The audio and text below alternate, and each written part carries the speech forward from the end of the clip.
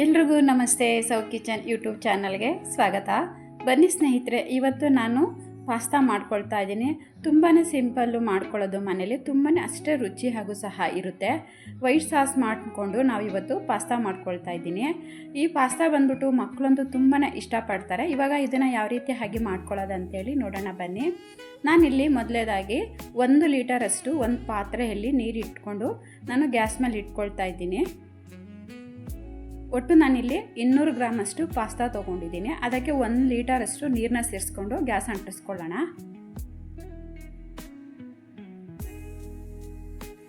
ಅದ್ರ ಜೊತೆಲೆ ಸ್ವಲ್ಪ ನಾನು ಉಪ್ಪನ್ನ ಸೇರಿಸ್ಕೊಳ್ತೀನಿ, ಮತ್ತು ಅರ್ಧ ಸ್ಪೂನಷ್ಟು ಎಣ್ಣೆ ಸೇರಿಸ್ಕೊಳ್ತೀನಿ.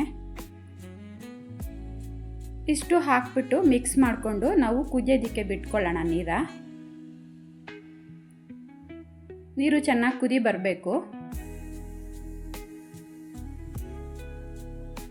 ನೋಡಿ, ನಾನಿಲ್ಲಿ ಚೆನ್ನಾಗಿ ನೀರನ್ನ ಕುದಿಸ್ಕೊಂಡಿದ್ದೀನಿ. ಇವಾಗ ನಾನು ಪಾಸ್ತಾನ ಸೇರಿಸ್ಕೊಳ್ತಾ ಇದ್ದೀನಿ.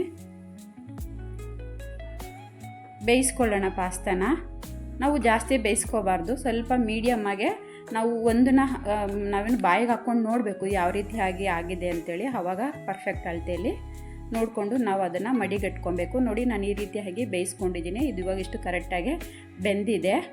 ಇವಾಗ ಇದನ್ನು ನಾನು ಸೈಡಿಗೆ ತೊಗೊಂಡ್ಬಿಟ್ಟು ಮಡಿಗಟ್ಕೊಳ್ತೀನಿ, ನೀರನ್ನೆಲ್ಲ ತೆಕ್ಕೊಳ್ತೀನಿ. ಇಷ್ಟಾದರೆ ಸಾಕು.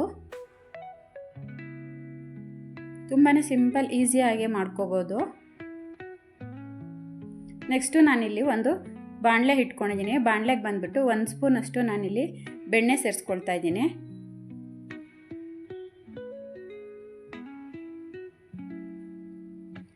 ಬೆಣ್ಣೆನ ಕರಗಿಸ್ಕೊಂಡು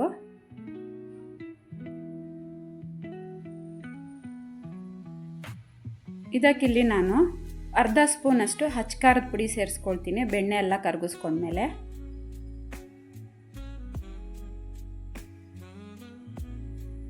ಇದ್ರ ಜೊತೆಲಿ ನಾನಿಲ್ಲಿ ಮತ್ತೆ 1/4 ಸ್ಪೂನಷ್ಟು ಅರಿಶಿನ ಸೇರಿಸ್ಕೊಳ್ತೀನಿ. ಎರಡು ಹಾಕ್ಕೊಂಡು ನೀಟಾಗಿ ಮಿಕ್ಸ್ ಮಾಡ್ಕೊಳ್ಳೋಣ. ಒಂದು ಸ್ವಲ್ಪ ಉಪ್ಪನ್ನ ಸೇರಿಸ್ಕೊಳ್ಳೋಣ, ಒಂದು ಚಿಟಿಕೆ, ಜಾಸ್ತಿ ಬೇಡ, ಒಂದು ಸ್ವಲ್ಪ ಸೇರಿಸ್ಕೊಂಡ್ರೆ ಸಾಕು.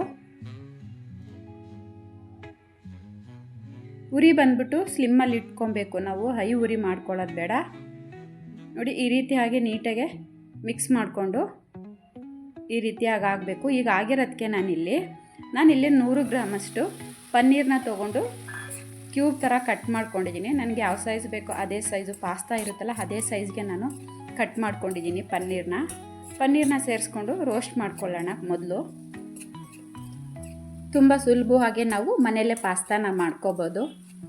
ಫಸ್ಟ್ ಟೈಮ್ ಯಾರಾದರೂ ನನ್ನ ಚಾನಲ್ ನೋಡ್ತಿದ್ರೆ ನನ್ನ ಚಾನಲ್ ಸಬ್ಸ್ಕ್ರೈಬ್ ಮಾಡ್ಕೊಳ್ಳಿ. ನೋಡಿ, ಇಷ್ಟಾದರೆ ಸಾಕು. ಎಲ್ಲನೂ ನಾನು ಈ ರೀತಿಯಾಗಿ ರೋಸ್ಟ್ ಮಾಡ್ಕೊಂಡಿದ್ದೀನಿ. ಈ ರೋಸ್ಟ್ ಮಾಡ್ಕೊಂಡಿರೋ ಪನ್ನೀರನ್ನ ತೆಗೆದಿಟ್ಕೊಳ್ಳೋಣ. ನಾವು ಮನೆಯಲ್ಲೇ ಈ ರೀತಿಯಾದಂಥ ರೆಸಿಪಿಗಳನ್ನ ಮಾಡ್ಕೊಳ್ಳೋದ್ರಿಂದ ಹೊರಗಡೆ ತೊಗೊಂಡು ಬರೋದು ಸ್ವಲ್ಪ ಅವಾಯ್ಡ್ ಆಗುತ್ತೆ.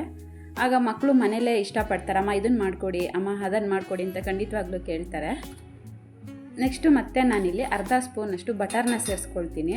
ಪನ್ನೀರನ್ನ ತೆಕ್ಕೊಂಡಿರೋ ಆದಮೇಲೆ ಅದೇ ಬಾಣಲೆಗೆ ನಾನು ಅರ್ಧ ಸ್ಪೂನಷ್ಟು ಮತ್ತೆ ನಾನು ಬಟರ್ನ ಸೇರಿಸ್ಕೊಳ್ತಾ ಇದ್ದೀನಿ. ಇವಾಗ ಅದಕ್ಕೆ ನಾನಿಲ್ಲಿ ಒಂದು 10 ಬೆಳ್ಳುಳ್ಳಿನ ಸಣ್ಣದಾಗಿ ಕಟ್ ಮಾಡಿ ಇಟ್ಕೊಂಡಿದ್ದೀನಿ. ಅದನ್ನು ಸೇರಿಸ್ಕೊಂಡು ಹುರ್ಕೊಳ್ಳೋಣ. ಮತ್ತು ನಾನಿಲ್ಲಿ 1 ಮೀಡಿಯಮ್ ಸೈಜ್ ಈರುಳ್ಳಿ, 2 ಕ್ಯಾರೆಟು ಮತ್ತು ಸ್ವಲ್ಪ ಎಲೆಕೋಸು ಎಲ್ಲನೂ ಸಣ್ಣದಾಗಿ ಹಚ್ಬಿಟ್ಟು ಇಟ್ಕೊಂಡಿದ್ದೀನಿ. ಈಗ ಅದನ್ನು ಒಂದೊಂದೇ ಸೇರಿಸ್ಕೊಳ್ಳೋಣ. ಸ್ವಲ್ಪ ಬೆಳ್ಳುಳ್ಳಿ ರೋಸ್ಟ್ ಆದಮೇಲೆ ಈರುಳ್ಳಿನ ಸೇರಿಸ್ಕೊಳ್ಳೋಣ. ಉರಿ ಬಂದ್ಬಿಟ್ಟು ಮಂದ ಉರಿ ಇಟ್ಕೊಬೇಕು. ಇವಾಗ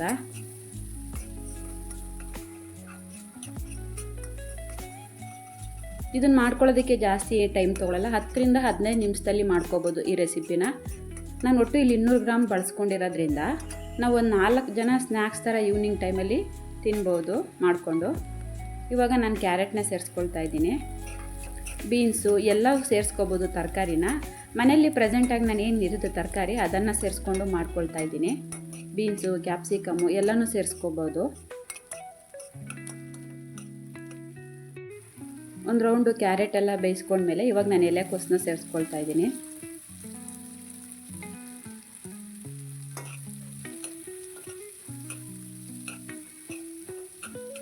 ಅದನ್ನು ಮಿಕ್ಸ್ ಮಾಡಿಕೊಂಡು ನೀಟಾಗೆಲ್ಲ ಬೇಯಿಸ್ಕೊಳ್ಳೋಣ.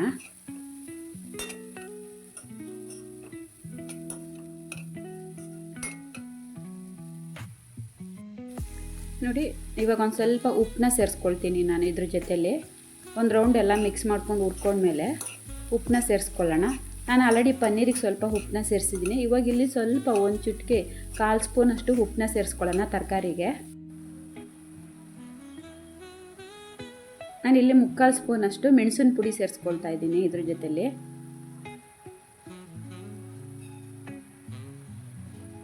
ನೋಡಿ ನಾನು ಇಲ್ಲಿದ್ರಲ್ಲಿ ಯಾವುದೇ ಥರ ಜಾಸ್ತಿ ಮಸಾಲೆಗಳನ್ನ ಆ್ಯಡ್ ಮಾಡ್ಕೊಳ್ತಾ ಇಲ್ಲ.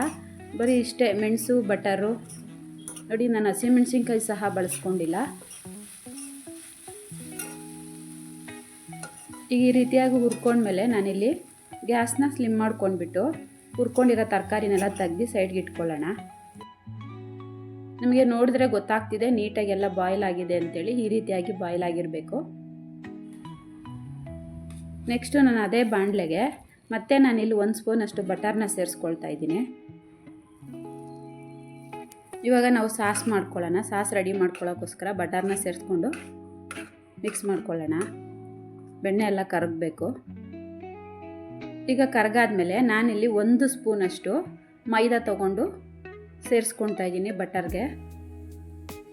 ಅದನ್ನು ಹಾಕ್ಬಿಟ್ಟು ಮಿಕ್ಸ್ ಮಾಡಿಕೊಂಡು ಉರಿ ಬಂದುಬಿಟ್ಟು ಸ್ಲಿಮ್ಮಲ್ಲಿ ಇಟ್ಕೊಳ್ಳೋಣ. ಅದು ಗಂಟು ಆಗದೆ ಇರೋ ರೀತಿಯಲ್ಲಿ ನೀಟಾಗಿ ಚೆನ್ನಾಗಿ ಮಿಕ್ಸ್ ಮಾಡ್ಕೋಬೇಕು. ನೋಡಿ ನಾನು ಮಾಡ್ಕೊಳ್ತಾ ಇದ್ದೀನಿ, ನಿಮಗೆ ಗೊತ್ತಾಗ್ತಾ ಇದೆ. ಇವಾಗ ಇದ್ರ ಜೊತೆಲಿ ನಾನು 200 ml ಅಷ್ಟು ಹಾಲನ್ನ ಸೇರಿಸ್ಕೊಳ್ತಾ ಇದ್ದೀನಿ. ಹಾಲು ಮತ್ತು ಅದೇ ಗ್ಲಾಸಲ್ಲಿ 100 ಮಿಲಿಯಷ್ಟು ನೀರನ್ನ ಸೇರಿಸ್ಕೊಂಡು ಬೇಯೋದಕ್ಕೆ ಇಟ್ಕೊಳ್ತೀನಿ. ಅದಕ್ಕೊಂಚೂರು ಒಂದು ಕುದಿ ಬೆಂದಮೇಲೆ ನಾನು ಅದಕ್ಕೊಂದು ಚಿಟಕಿ ಮತ್ತೆ ಉಪ್ಪನ್ನ ಸೇರಿಸ್ಕೊಳ್ತಾ ಇದ್ದೀನಿ. ನೋಡಿ ನಾನು ಪನ್ನೀರ್ಗೆ ಉಪ್ಪು ಸೇರಿಸ್ಕೊಂಡಿದ್ದೀನಿ ಮತ್ತು ನಾನು ವೆಜಿಟೇಬಲ್ ಫ್ರೈ ಮಾಡ್ಕೊಳ್ಳೋಕ್ಕೆ ಉಪ್ಪನ್ನ ಸೇರಿಸ್ಕೊಂಡಿದ್ದೀನಿ. ಇವಾಗ ಪಾಸ್ತಾ ಮಾಡ್ಕೊಳ್ಳೋದಕ್ಕೆ ಸಾಸ್ ಮಾಡ್ಕೊಳ್ಳೋದಕ್ಕೆ ನಾನು ಮತ್ತೆ ಚಿಟಕಿಯಷ್ಟು ಉಪ್ಪನ್ನ ಸೇರಿಸ್ಕೊಂಡು ಕುದಿಯೋಕ್ಕೆ ಇಟ್ಕೊಂಡು ಅದಾದಮೇಲೆ ನಾನಿಲ್ಲಿ 1/2 ಸ್ಪೂನಷ್ಟು ಚಿಲ್ಲಿ ಫ್ಲೇಕ್ಸ್ನ ಸೇರಿಸ್ಕೊಳ್ತಾ ಇದ್ದೀನಿ.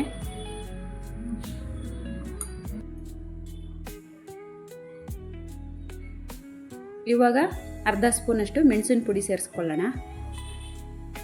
ಈ ಸಾಸನ್ನು ರೆಡಿ ಮಾಡಿಕೊಂಡ್ರೆ ಚೆನ್ನಾಗಿ ಸೂಪರಾಗಿರೋಂತಹ ವೈಟ್ ಸಾಸ್ ಪಾಸ್ತಾ ರೆಡಿ ಆಗುತ್ತೆ.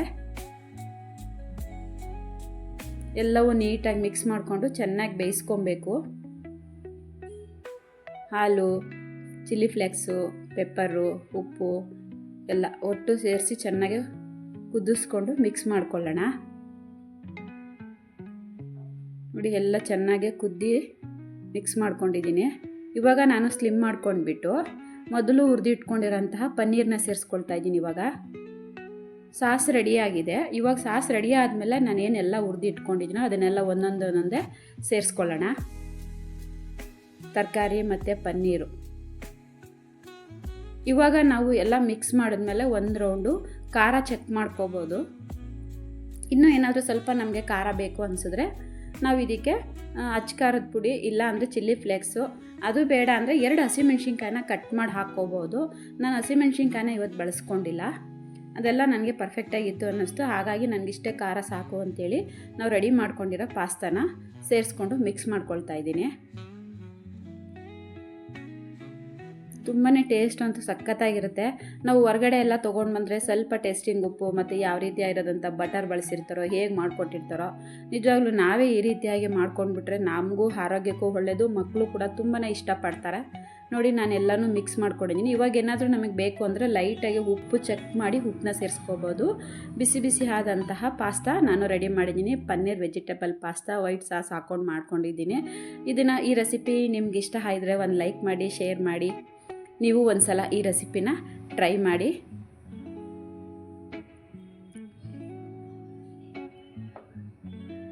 ಯಾರೆಲ್ಲ ನನ್ನ ಚಾನಲ್ ನೋಡ್ತಿದ್ದೀರೋ ಅವರೆಲ್ರಿಗೂ ಥ್ಯಾಂಕ್ ಯು. ನೋಡಿ ಬಿಸಿ ಬಿಸಿಯಾದ ರುಚಿಯಾಗಿರುವಂತಹ paneer white sauce pasta ready ಆಗಿದೆ. ಈ ರೆಸಿಪಿ ಇಷ್ಟ ಆದರೆ ಒಂದು ಲೈಕ್ ಮಾಡಿ. ಮತ್ತೆ ಸಿಗೋಣ ನೆಕ್ಸ್ಟ್ ವಿಡಿಯೋದಲ್ಲಿ.